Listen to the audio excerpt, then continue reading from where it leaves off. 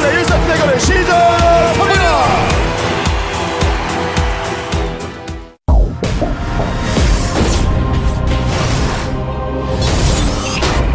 GSL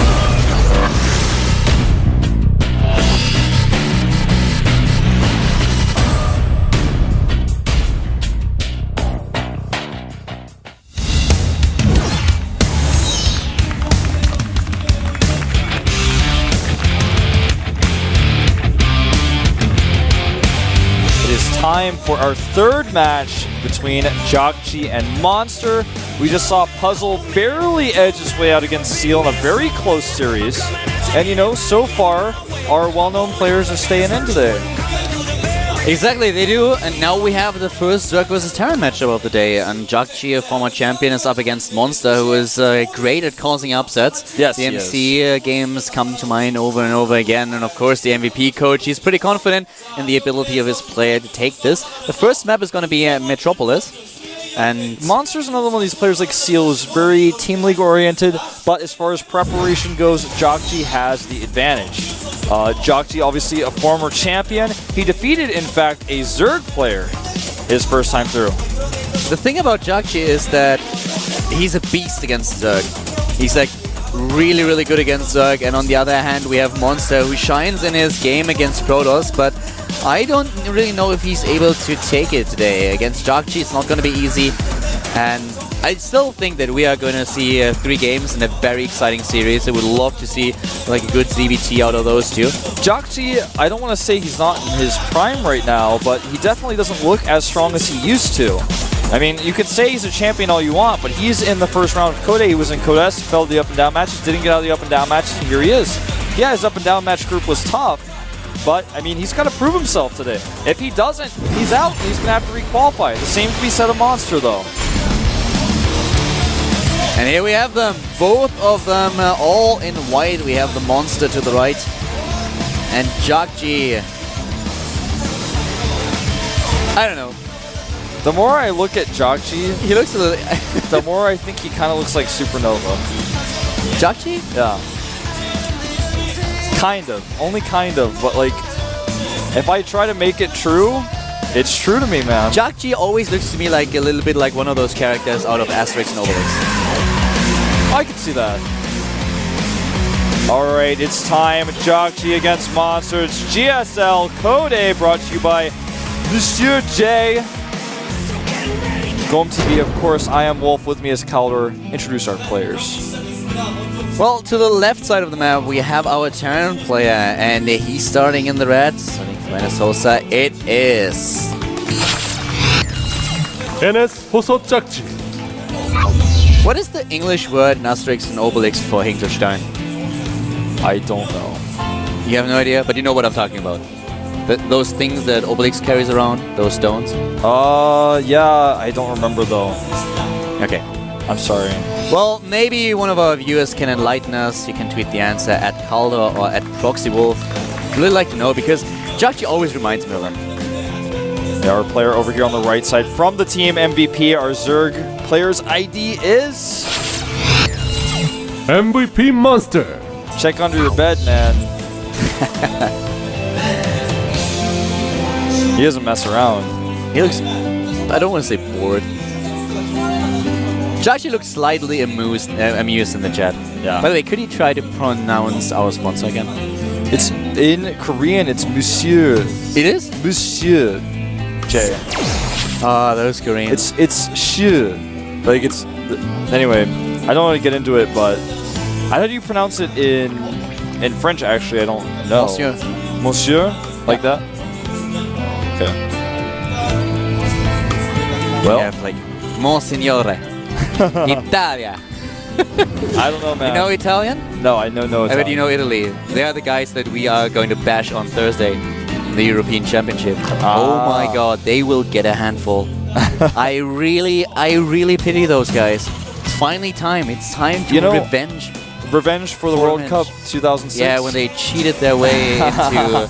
They got our best player kicked out of the team. That was really... I remember watching, I will never forget it.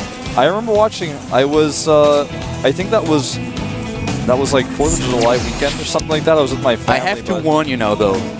Don't cross lines here. I'm German. I am very edgy about football, aka soccer. If you guys are from America, Fußball.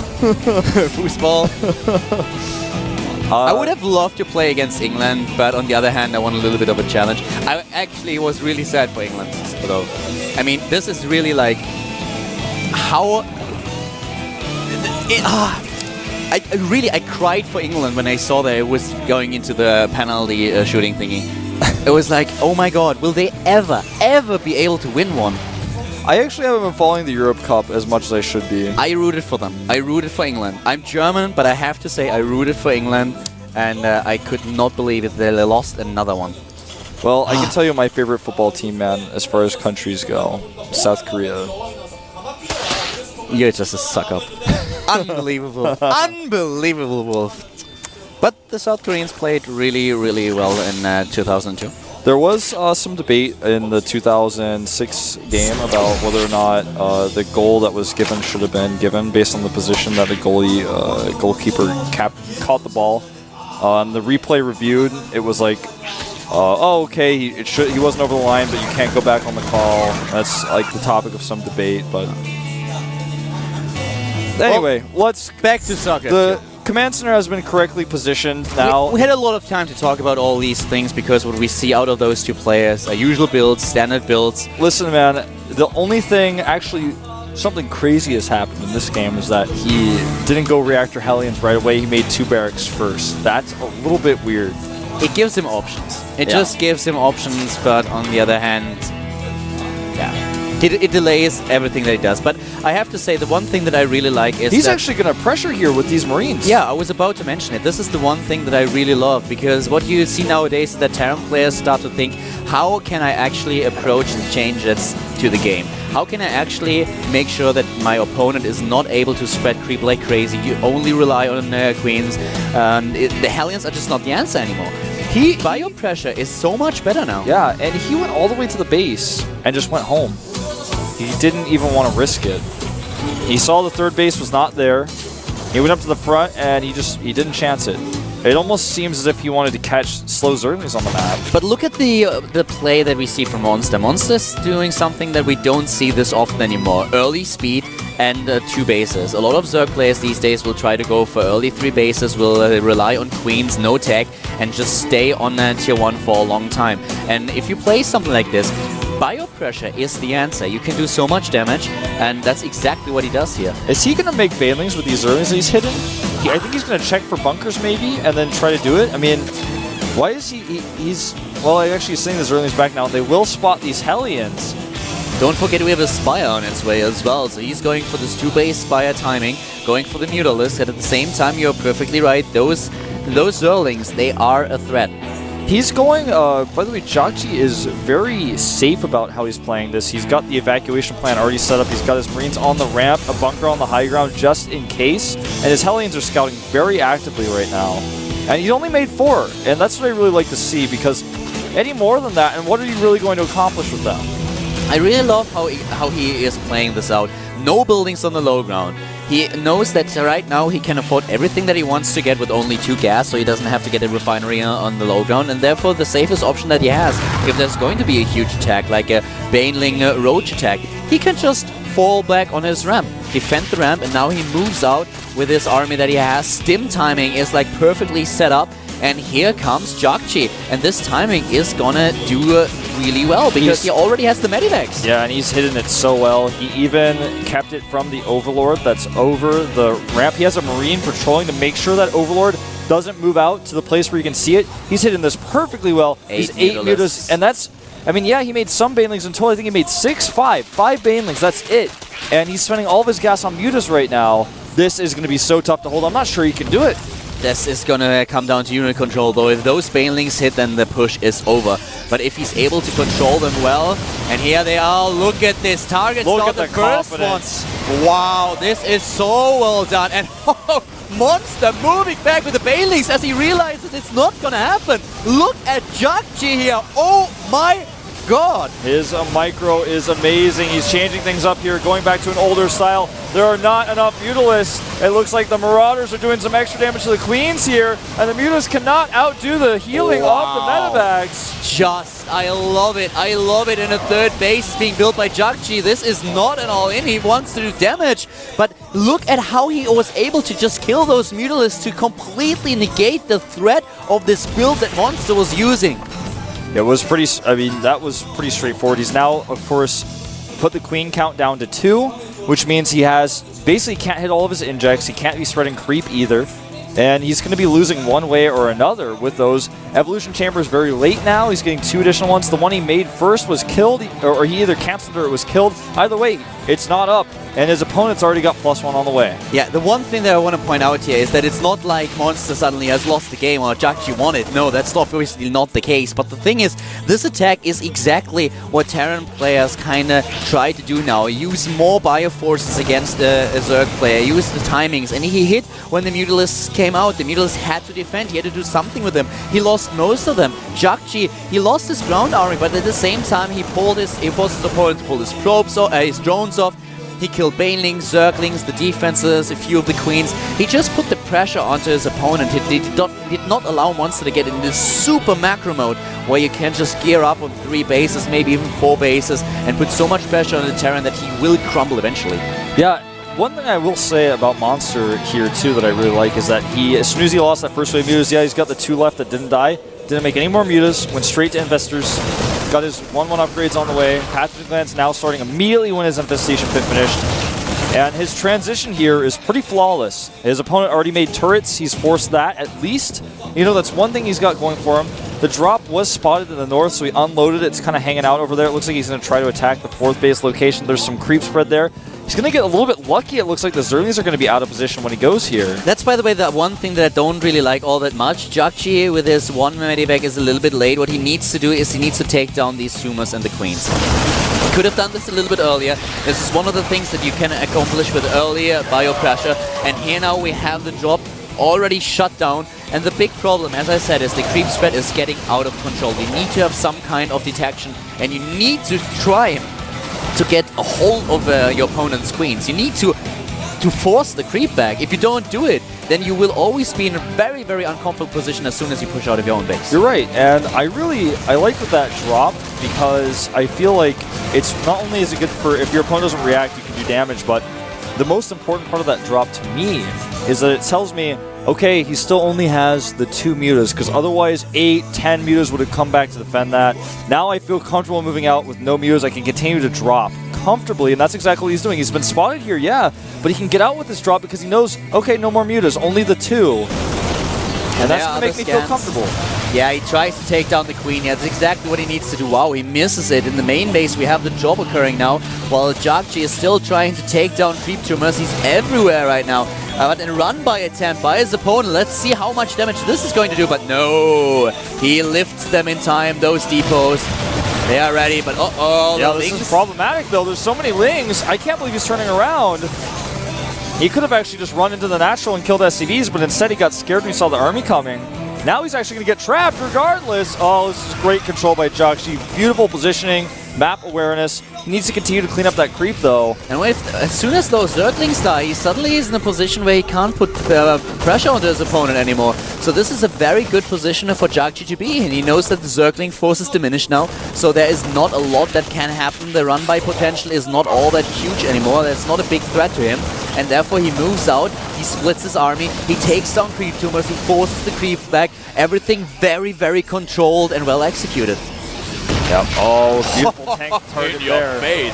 And here we go. The Banelings do not have speed, but they're going to go anyways. Great Fungals actually locked down all the Marines, and he will clean them all up without any problem, even leaving some Banelings for later. There was no split by jjakji. Monster forced him into a position where he was fungled, he couldn't escape anymore. The Marines, they died, but still, it's Banelings against Marines, and as long as your production is up at your 3 bases, you can't just keep them coming. It's parade push time, man, and we are going to see these units loaded into the medevac. They're going to attack very soon. Actually, he's not going to go for a drop. I thought he was going to drop rather than engage straight up here. He's got to be careful fighting against this many Zerglings with fungal support. Nice dodge the fungal here, +2/+2 by the way, coming up for a Monster. At the same time, the Baneling speed upgrade, as jjakji is also researching his second upgrades for the Marines. Yeah, they're almost done. Both of them nearly at the same supply still, and the creep is being forced back. Oh, we're going to have another engagement here. The Baneling still without speed. He wants to wait for that before he engages. Huge tank volleys going off. The tanks are so important here. You're so right. We have a job in the main base, but coming back to the tanks, they are so important because they control the movements of those infestors, and this is the crucial point here. Oh, he's sending so many units back for the drop, but he has nothing to deal with the units here at his natural, and you're so right, man. The tanks are crucial. Will he get them in position in time? The infestors now coming down the ramp. Monster may have too much. Nice fungal here, but now here are the tanks, and they're sieging up the infested Terrans. Are they going to be enough? The tank count is out of control, man. There's so many siege tanks here. It's too much. The Banelings. No, it does not really work. jjakji is still a little bit behind in supply, but now Ultralists and Zerglings are going to reinforce this army. And he's still streaming forward. He's taking down Overlords. jjakji, he does not stop. He does not stop. The Ultras are going to push him back, but there are several Marines still out. He can just lift up and avoid them for now. He's going to get the Queen. It looks like the first Ultralist is out. Oh, will he get these Medivacs smuggled? He does, but he loses the Infestor, and he will not be able to continue pursue. jjakji needs to switch to a few Marauders right now. So far, he does not really have them. He's relying on Marines still, and Marines but have great micro. DPS, but still, look at him. There are no Infestors, there are no Fungals. He needs their support. The Marines so low on hit points, but their damage output does not change despite how low they are in hit points. And he will just target his Ultralist down. No GG. Infestors, and this is it. GG.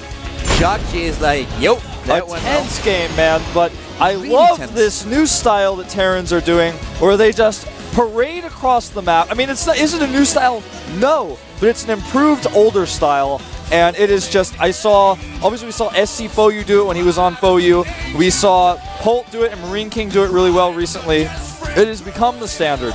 The thing is, Blizzard changed the balance, they changed the queens, they changed how the matchup went, and you can either sit there as a Terran player and you can continue whining, or you can just look for something else to do, and this is exactly what happens right now. So many Terran players try to think about, okay, what can I actually do to make this work? My Hellions don't do the job anymore that they were supposed to do. Just controlling the creep doesn't work. Either I go for a full-fledged Hellion attack and try to take down the drones right away and go for still a lot of Hellions and try to swarm in and kill the drones, or if I only try to put them to good use in order to take down creep and gain map control, that doesn't work anymore. So let's go back to the bio style, and that worked so well for a lot of players, and it's still not perfect, but you can see how they start to refine it. When do I move out? With how many units do I move out? Do I wait for Medivacs? And how do I adapt to what my opponent does? The tank count in this game was insane. Yeah. You had a faster second factory than most people use in this matchup for rallying tanks across the map. And it showed. It really showed. We saw in these engagements, he cleans up most of the Marines, but not all of them, and the tanks are there. So he's hesitant to move forward with his Infestors. If he doesn't fungal, the units will escape. He can't kill them. But if he goes to fungal, the tanks kill his Infestors. So it's tough. At the same time, let's not forget, I want to point this out once again, that Monster did something that a lot of Zerg players neglect these days. He went for early tech and early speed on 2 bases, where Zerg tries to be a little bit more about economy these days. And if you do it, then suddenly the Terran will, for example, have his Medivacs out earlier, can push out with more Marines, and you can just try to catch all these queens and force the creep back and do some damage. So these bio attacks are really, they're dangerous. They're really dangerous. Well, this is exactly how it should be. This is a tough map for Monster. It is, in fact, Antigua Shipyard. We'll see if he can play the late game against jjakji, someone who showed great play last game. I want to see what jjakji does here. I'm so excited about this. Antigua was a Terran map for such a long time. It still is, but how does he open